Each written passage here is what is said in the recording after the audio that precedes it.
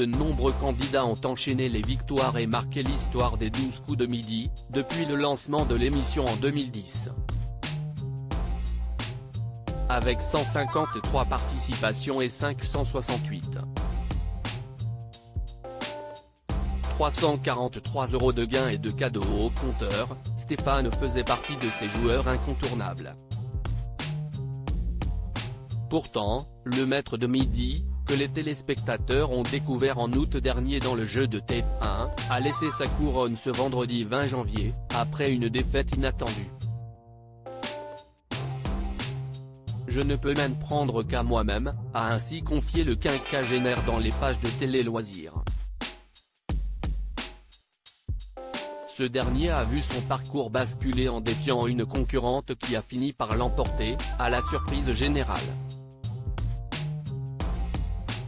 Toutefois, l'ouvrier originaire de la Haute-Marne reconnaît qu'il n'était plus au sommet de sa forme.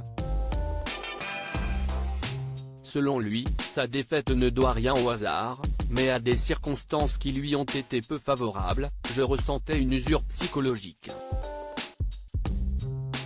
Je n'ai pas réussi à reprendre le rythme après les fêtes. La veille, j'avais passé une mauvaise nuit. Je ne suis pas arrivé dans les conditions optimales sur le plateau, a expliqué Stéphane au magazine. Il avoue même avoir pensé abandonner. Quand j'ai remporté ma 5e étoile mystérieuse, l'idée m'est passée par la tête. J'ai pensé que j'avais atteint un plafond de verre que je ne pourrais plus dépasser, a-t-il encore confié, avant de préciser que son esprit de compétition a rapidement repris le dessus. Si je voulais continuer, j'aurais dû donner la bonne réponse tout simplement, a-t-il simplement admis sur son échec. Supérieur à Jean-Luc Reichmann, découvrez qui est sa compagne, Nathalie Lecoutre-Stéphane, bientôt de retour dans les 12 coups. Quant à l'avenir, si Stéphane dit regretter de ne pas avoir réussi à intégrer le top 3 des meilleurs maîtres de midi, l'ex-candidat des 12 coups de midi n'exclut pas de revenir un jour dans l'émission.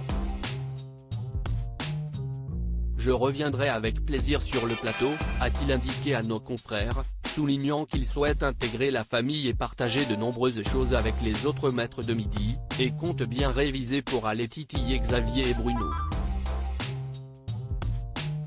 Bien qu'écourté, son passage dans le programme animé par Jean-Luc Reichmann aura donc porté ses fruits. Article écrit en collaboration avec 6 médias. Crédit photo, capture d'écran, les 12 coups de midi, TF1.